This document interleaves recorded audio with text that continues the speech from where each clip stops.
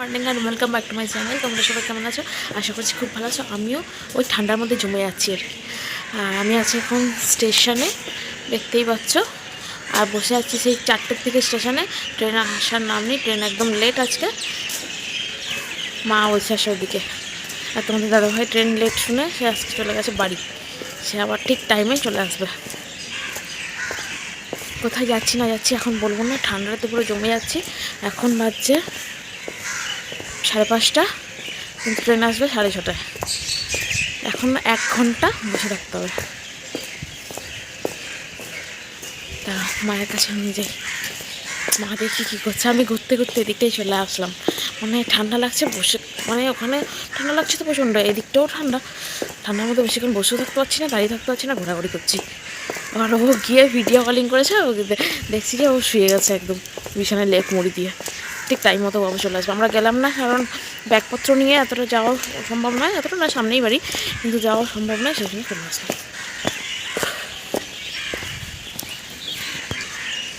এই যে মা একদম জমে গেছে ঠান্ডাতে। এই যে আমাদের লাগেজ, অনেক ভারী ভারী ব্যাগ হয়েছে।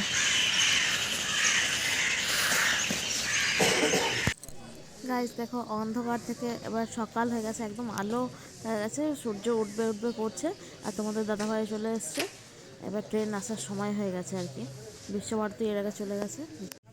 প্রচণ্ড ভিড় ট্রেনে, দুটো ট্রেনেই ভিড় আর কি, প্রচণ্ড। আমরা অটোতে উঠে পড়েছি অনেকক্ষণ, আর অটোতে অনেক ভিড় ছিল আজকে। ভিড় মানে লোক লাইন দিয়ে দাঁড়িয়েছিল অটোতে ওঠার জন্য। শেষমেশ যে আমরা পেয়েছি টাইম মতো, এটাই অনেক।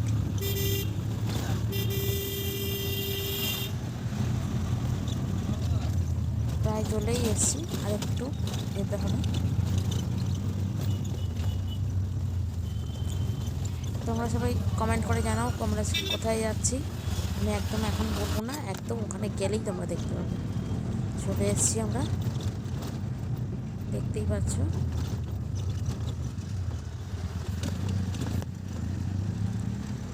আমার মনে হয় তোমরা তখন বুঝেও গেছো যে আমি কোথায় চলে এসেছি।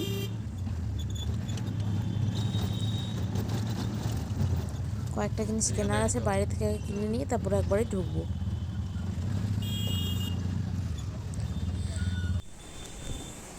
সো গাইস, আমি চলে এসেছি। কোথায় বলো তো? বুঝতে পারছি না কি, বুঝতে পারছি না কি, এটা বলতে পারছি না।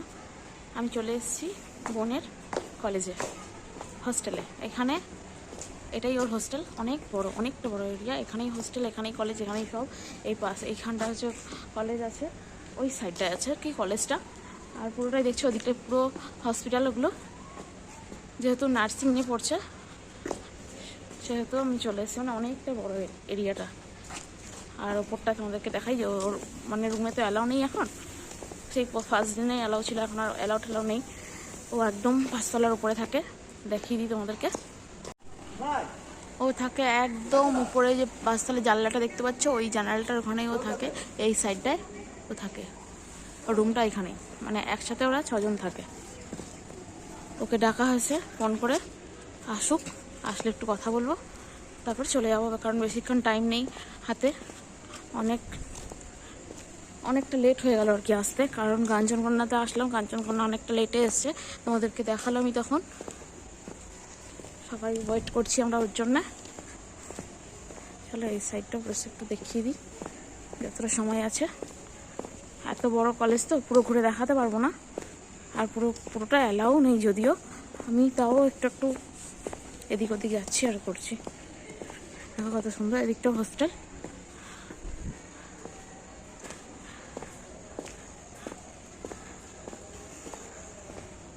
বোন চলে এসছে, এই যে ওকে সব বুঝিয়ে দেওয়া হচ্ছে যে কি কি ওর জন্য এনেছি না এনেছি। প্রথমবার নয়, এর আগেও এসেছি, কিন্তু তখন ভিডিও করিনি আর কি, তখন ভিডিও মাঝখানে বন্ধ করে দিয়েছিলাম, তাই তো।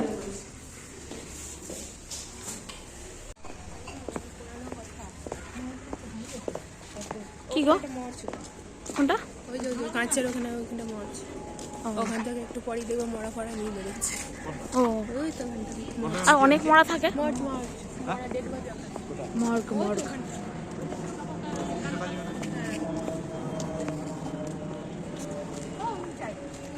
দমদম না বসে বেশিক্ষণ বসে যাবে না। আরে একটা সময় যাবে অনেক বাবা একটা তিনটে 25 না না একটা কিলো হবে না। আরে বাবা ওইখানেই দোকান প্রচুর জ্যাম। নামিয়ে দিচ্ছে ছাড়তে বেকার স্টেশনে ভাড়া করে বসে থাকতে হবে। কোনটা কলেজ? এই সামনে? হ্যাঁ। বাবারে, গাল খাবো আবার। দাঁড়াও।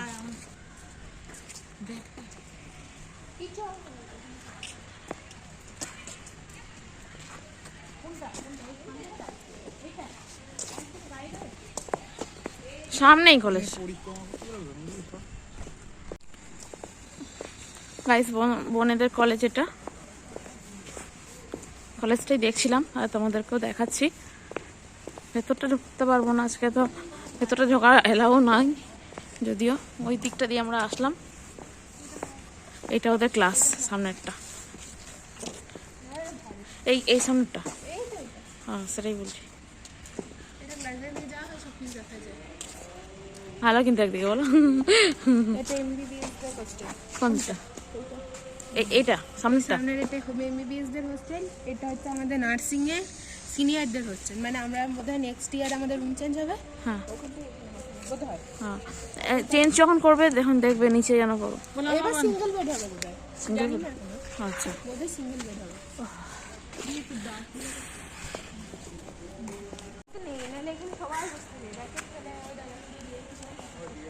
দারুণ কিন্তু।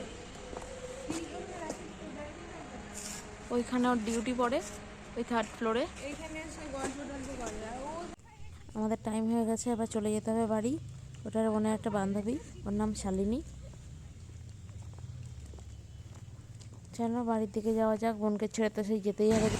এটা হসপিটালটা, মেন হসপিটাল আমাদের পাশের জায়গা। হসপিটাল যেখানে রক্তপুর হ্যাঁ এইখানেই হয়েছিল না?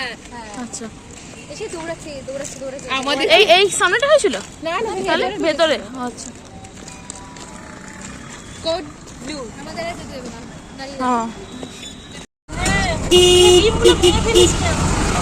আস্তে আস্তে নিয়ে যেতে বলো ডিমগুলো। ওগুলো সব পোড়া আছে, ওগুলো নিয়ে যেতে বলতে হবে। হ্যাঁ বলেছি। বার করে নেবেন আলু করতে। না আমি বললাম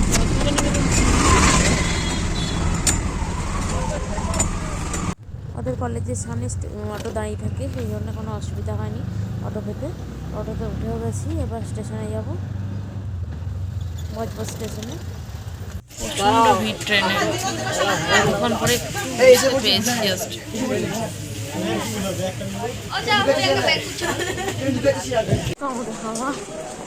সেই সূর্য ওঠা দেখিনি, চলে গেছিলাম। অন্ধকার থেকে গেছি, আবার অন্ধকার থেকে তো চলে এলাম না। অন্ধকার হলে আবার চলে এলাম। মানে বোলপুরের সূর্যটা কেমন হয় আজকে দেখলামই না। চলো গাইস বাড়ি যাই, বাড়ি গিয়ে তোমার কথা বলছি। দেখো গাইস, মিউজিয়ামটা কত সুন্দর লাগছে। এক একবার এক একটা কালার হচ্ছে, আরো বেশি ঠান্ডা। সো গাইস, বাড়িতে এসে আমার রান্না বান্না করে খাওয়া দাওয়া পুরো কমপ্লিট হয়ে গেছে। রান্না বান্না সেরকম কিছু করিনি, শুধু করেছিলাম একটু ফুলকপি দিয়ে ডিমের ঝোল, ওটা মাই করেছিল। আর আমি কেটে কুটে সব রেডি করে দিলাম। তারপরে এদিকে আদার্স কাজগুলো ছিল, সেগুলো টপার টপ করে নিয়েছি। এসে এতটাই টায়ার্ড লাগছিল, মানে আমারও টায়ার্ড লাগছে, মায়েরও টায়ার্ড লাগছে, সবারই টায়ার্ড লাগছে। ওরও ঘুম এসে যাবে, কারণ গোটা রাতই আমাদের ঘুম হয়নি। কারণ কোথাও যাবো যাবো করলে না ঘুমটা ঠিকঠাক হয় না, সেই জন্যে কোথাও মানে ঘুমটা একদমই হয়নি গোটা রাত। যাই হোক, প্রচণ্ড ঘুম পেয়ে গেছে, দেখতে পাচ্ছ চোখগুলো অবস্থা খুবই খারাপ। সো গাইস, ভিডিওটা যদি ভালো লেগে থাকে like comment share and subscribe করতে একদম ভুলবে না। চলো তাহলে আজকের মতো টাটা, আর তোমরা নেক্সট ভিডিওর দিকে চোখ রেখো আর দেখতে থাকো।